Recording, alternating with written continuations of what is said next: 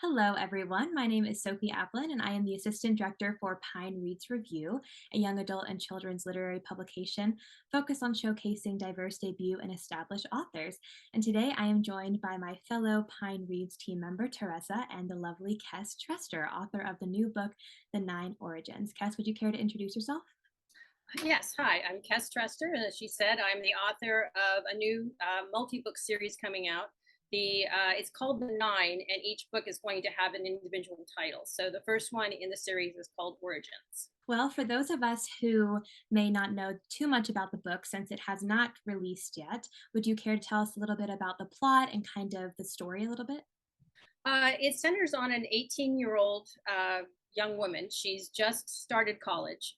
And I wanted to explore the college age because it seems like YA ends at high school. And I think there's so much more potential that hasn't been explored yet in the college experience. So she's 18. She started college in a new town.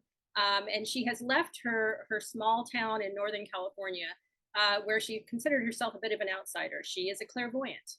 And before she learned to keep that a secret, she became a bit of an outcast. So she's come to a new town and is really looking to have a new life, but it's quickly spoiled when she has a vision that she realizes if she doesn't act upon, people are going to die. And so she does act upon it, and it snowballs into unforeseen consequences, including being discovered by an entire society of paranormal people who covet what she can do. That's a perfect description. You summed it up so Ew. eloquently and so Can well. you tell I've been living with this book for a long time? Yeah, yeah, hopefully, right? So Yes. you kind of touched on this a little bit earlier about wanting to explore the college age side of YA a little bit. Was that the only thing that inspired you to write Blake's story, or was there something else that served as your inspiration? Oh gosh. I started writing YA when I had YAs. Actually, my children were a little bit younger, and I was starting to pick up the books that, especially the girls were reading, and I was a little bit concerned because so many of the girls were completely their identities were either formed by a boy or something that they gave their power away. They didn't have a lot of agency. And was a film executive. I was a TV commercial producer. I'm used to being I don't want to say the boss lady, but I'm used to being a woman who makes her own decisions. I'm surrounded in my industry by women who make their own decisions, and I wanted my daughter to read about characters who had agency. And so that's when I had the hubris to say, well, I can do better than this. And I started to write. And all my characters are sort of badass girls. My first book, um, it's not on the market right now. I left my publisher. My agent has asked me not to release it again until we have a new publisher. I have a sequel. It's been optioned twice now for film and television. It's being packaged currently by a big screenwriter who I'm very delighted has the option on it, and hopefully you'll see it on a streaming service within the next year or two.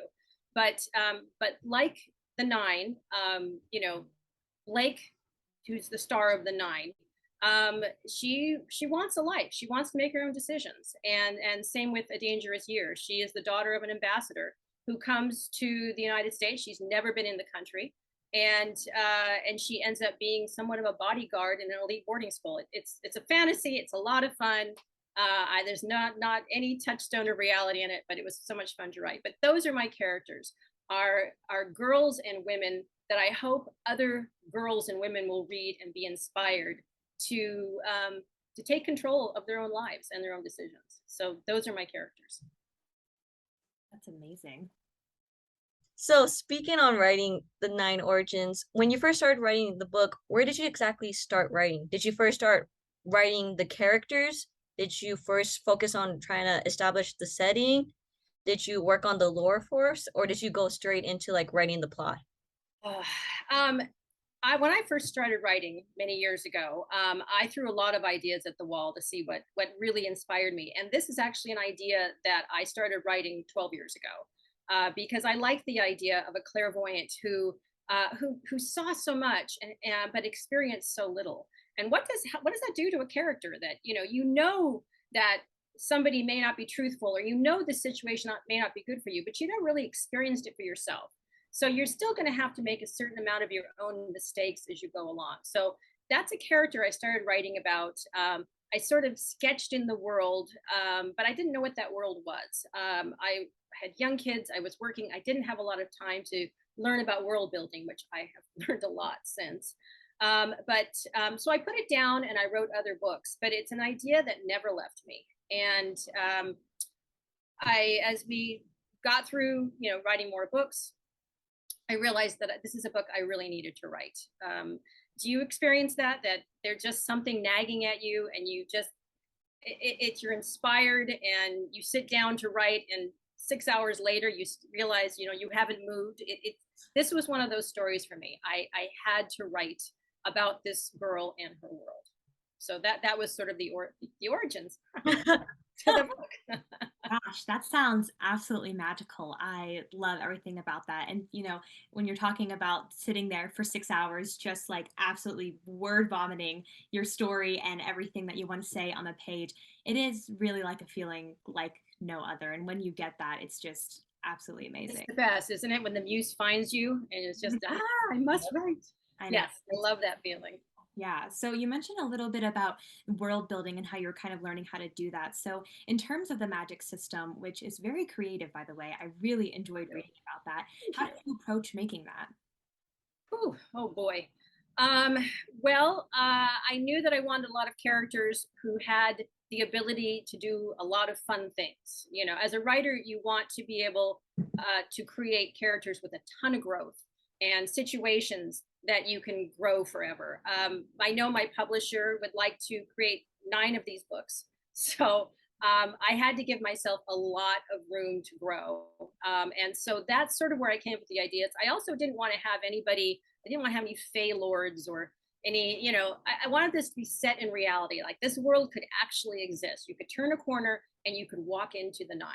And so they had to be abilities that no one had to, transform into a monster or anything like that. It all had to be something within themselves, a power that you find within themselves. And so I just started writing down ideas. What does that look like? And I narrowed it down to the ones I wanted. And then the Sentinels, who are immune to all powers, and the Sentinels are going to have their moment in the sun. That's coming in the next, probably book 3 or book 4. I haven't decided yet. Excited. But have you noticed, though, that there are 9 talents, but there are 10 members of talents within the 9? And one talent isn't quite as valued and recognized as the others? That's all I'm going to say about that. Okay, a nice little foreshadowing there. I really like that.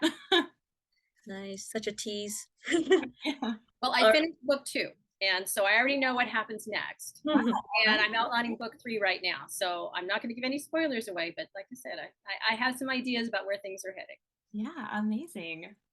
Nice. Well, as we touched on before, Blake is an 18-year-old college student in the book, which is often an age, as we established, that's between young adult to adult fiction. How did you go about approaching writing Blake's character from the YA perspective while also being able to keep some of those adult themes in the book? Well, I think that all of us who were 18 and went to college, that you're ready to grow up. You've left your parents behind, you've left your childhood friends behind, and how does that feel? It's an adventure. It's also really scary, and I wanted to leave YA behind in the high school world. I felt a little limited. I mean, I've enjoyed writing high school stories, but I wanted to give her more opportunities. And being 18, she can make her own decisions. She doesn't have to listen to her parents if she doesn't want to.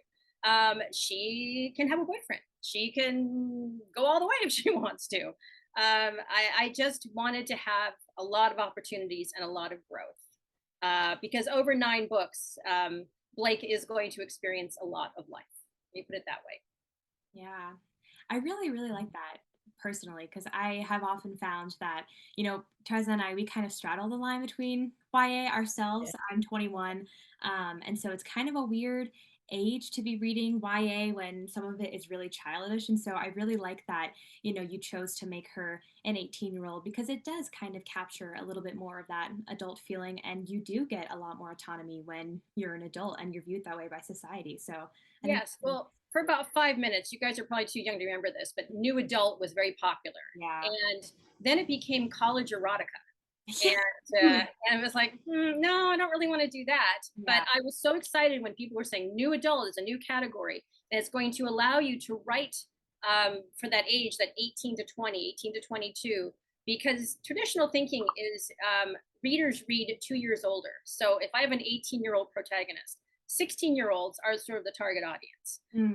So for you being 21, I can understand why you don't necessarily want to read about a 17-year-old. You want to read about somebody who's doing what you're doing and who's facing the issues that you are facing. And that's what Blake is going to face. Along with all of all of the magic and all of the drama in her life, she still has to worry about her grades, and she still has to worry about social and men and boys and all of that. So, I'm writing for you. Yeah, I love it. I love it. It's great. Well, one of the things that I really enjoyed about the book specifically was how Blake has that support system to kind of rely on when she is going through so much, as you said, things with magic and things with school. And I think one of my favorite, actually, my favorite relationship of the book was between her and Scarlett. That friendship was just absolutely so beautiful. And it reminded me of my own experiences with my best friend. And it was just very touching. So I'm curious I'm so why. glad. Yeah, no, it was really well done. So I'm curious, why did you prioritize that friendship? Because it felt to me as if it was more emphasized than the romance in the book, which I found to be really interesting. Well, I think if you look at you ask a 16-year-old girl what is most important in their lives, they're going to say their friends. They're not going to say their parents. They're not going to say anything else. They're friends. Yeah. And my daughter, who's 22, my house was the house where everybody came, and so I basically sat in the kitchen, and apparently you're invisible when you're in the kitchen and your kids are running around the house, even though they're high school and college students. And I listened to what was important, and it was all about friendship. And so, and I do remember those days. My friends, they are and they still are quite important to me.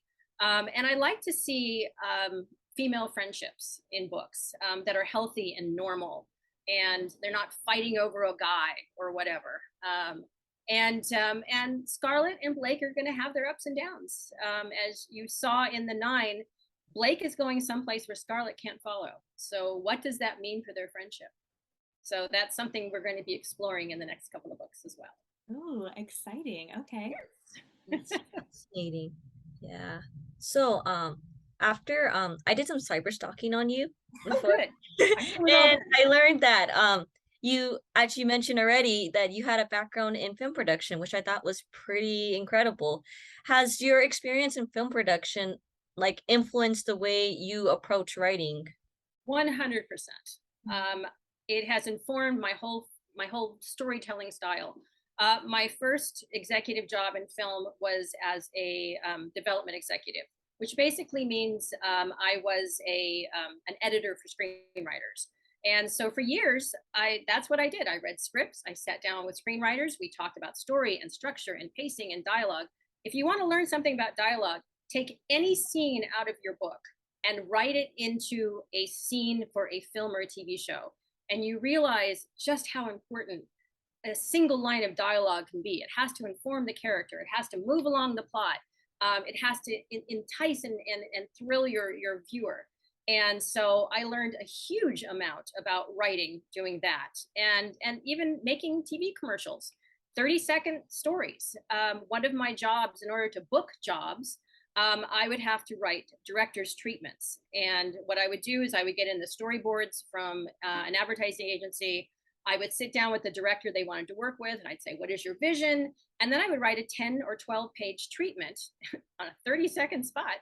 But I would talk about nuance and meaning and the arc of the story. And even though I was selling shampoo or hamburgers or dog food, there's an arc of the story. And so both of those careers completely prepared me for writing books. I learned so much about storytelling. So, I sometimes tell young writers, write, but don't forget to live.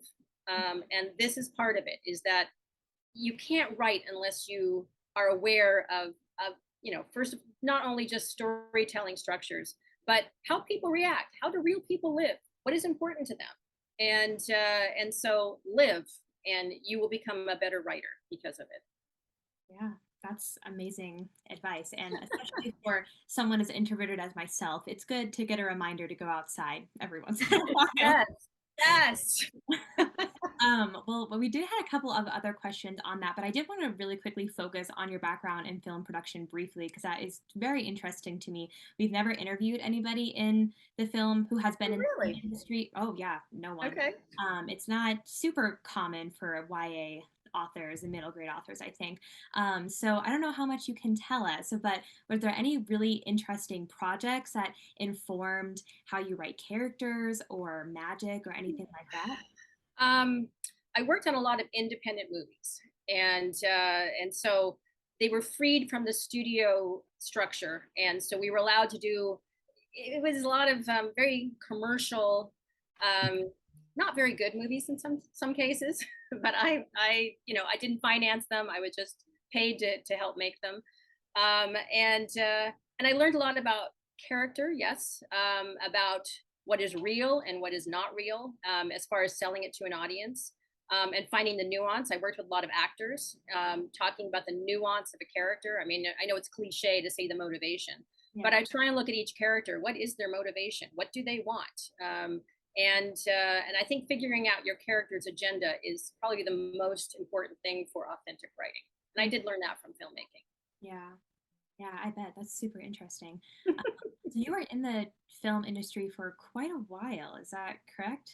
I was, and then I got pregnant, and it's really hard to have a family when you start your day with a breakfast meeting and you end your day with drinks after dinner with somebody else, Yeah. and or if you go on location, bye, honey, I'll be back in 3 months. It's really hard to do that, and so I that's when I made the switch into TV commercials, because commercials were mostly shot in LA, and I could go in at 6 and I was home. I'm going at 9. I was home by 6, and so I could have a regular family life.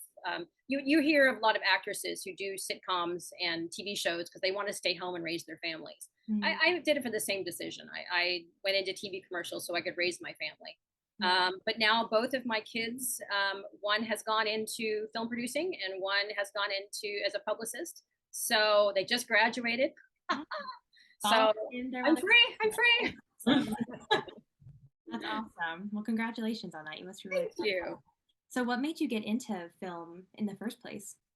I was born in Los Angeles. My family, good old nepotism. My family was in the business. My brother's a film editor. I walked onto a film set as soon as I graduated from college, and I got a job. Mm, So I'm the first to tell you that I had complete privilege and access because of my family and my location. And if you're going to live in Los Angeles, be in the industry. It's a lot of fun.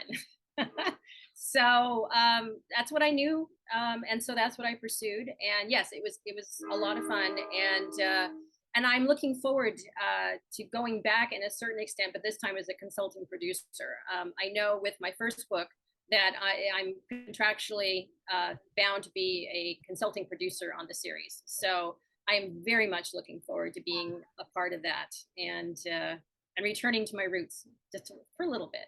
that sounds unbelievably amazing. I don't even know what that is, but it sounds very magical. Could you explain a little bit what like Well, consulting producer, it doesn't mean I get to make any final decisions. It means I get to be in the room, and that's a blessing. We're getting ready to go out and pitch A Dangerous Year to the streaming services and to the networks. There's a writer's been attached. I believe a director is getting ready to come on board. We'll have what's called packaging. Are you familiar with that term? mm-mm. Um, if you have a project that you're looking to sell to, like I said, the Netflix or the Hulus or whoever, you a producer just can't walk in unless they have the best-selling book of all time in their hands. They generally can't just walk in with the book. They need to walk in with meaningful elements, and that could be a writer who has written a pitch or even the pilot script. It could be hopefully the director who has directed material in this genre and is right for it.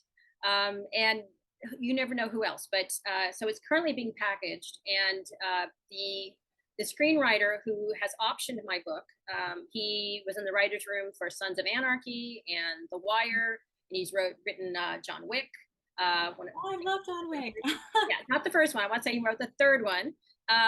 But which I thought was an interesting that he's taking on a boarding school thriller with a 17-year-old female protagonist, Yeah, and that is he really picked it up. interesting. But we're both represented by UTA, which is a Hollywood agency, and so our agency is helping us package, and then we'll set up meetings to then go pitch the project. And I'm very much looking forward to being in the room and hearing writers pitch my books.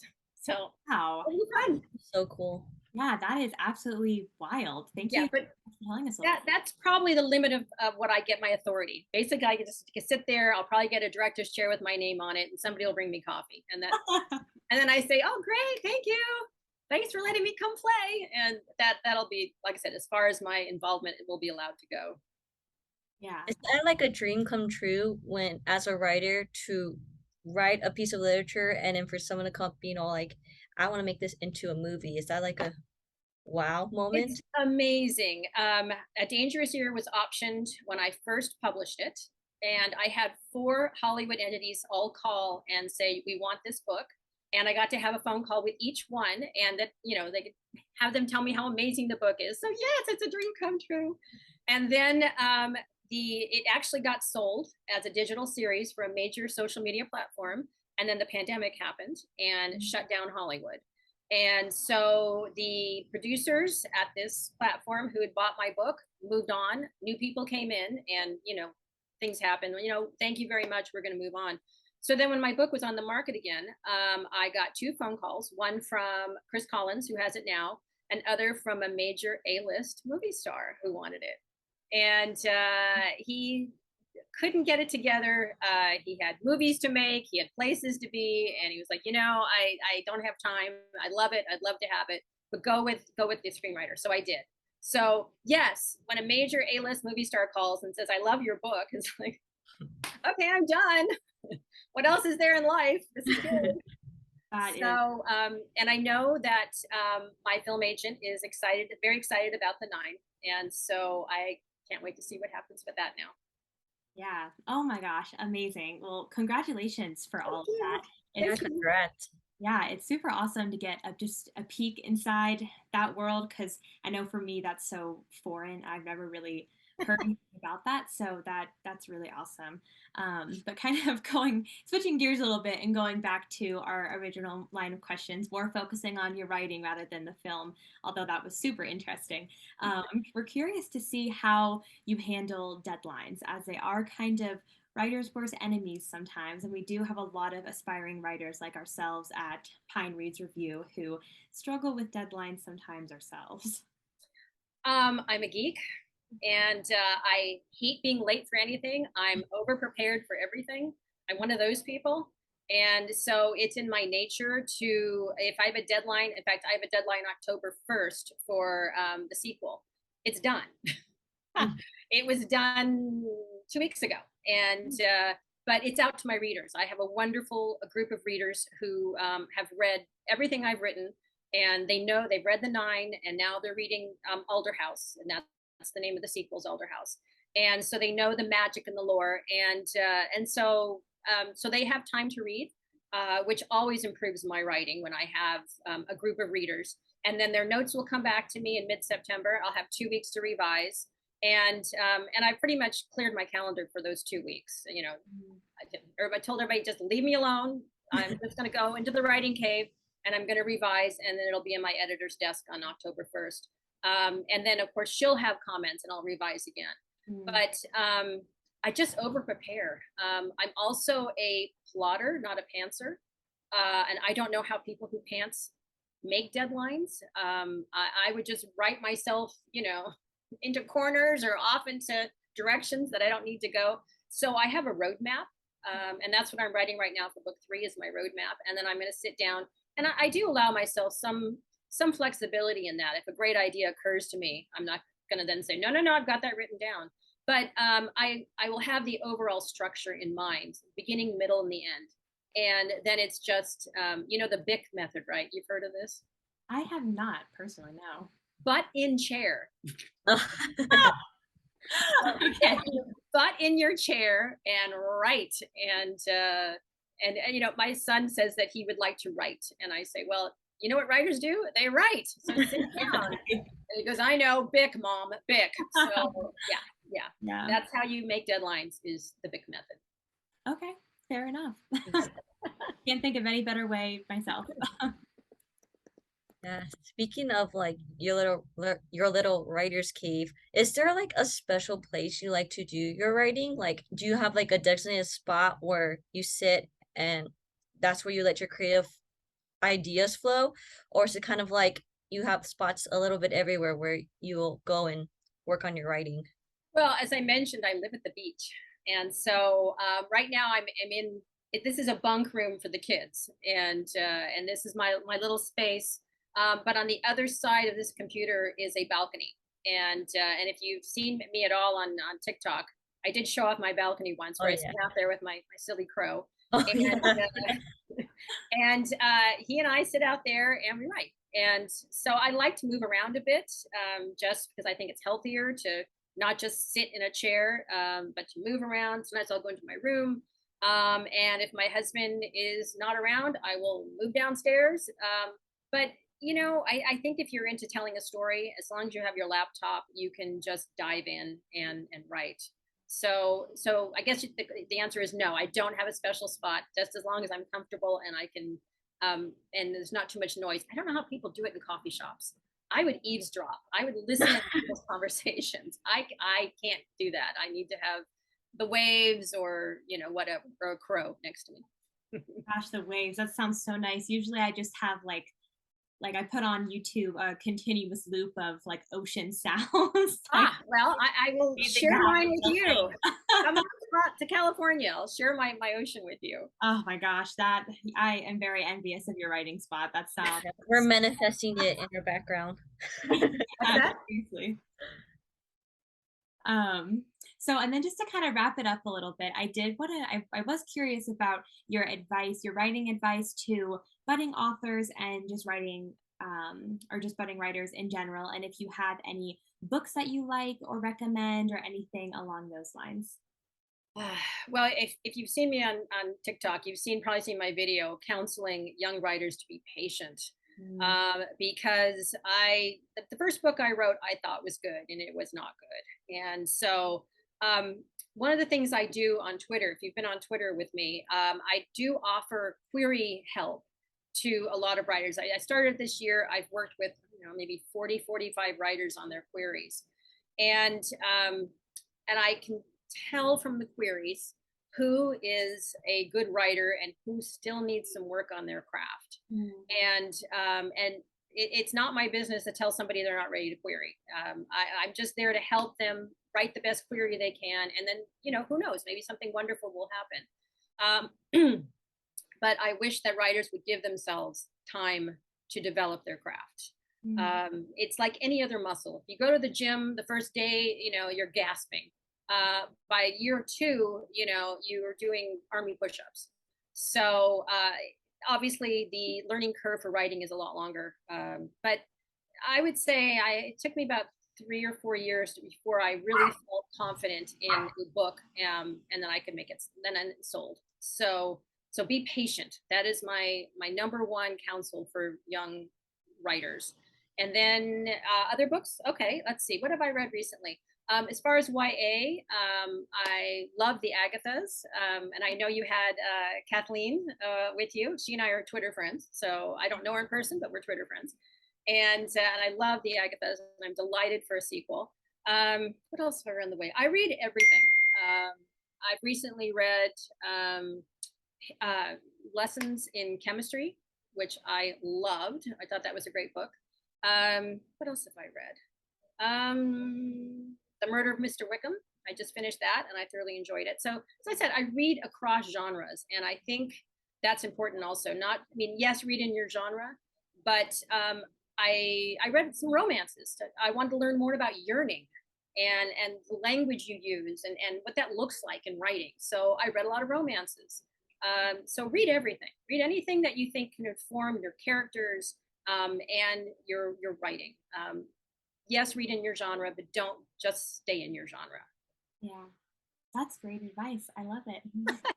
Well, lastly, just to wrap up, I was curious about the cover. Can we talk a little bit about that? Oh, Because it's yeah. gorgeous. Thank you. I'm so delighted. I will say this is my second outing with an independent publisher. You know, not one of the big four now.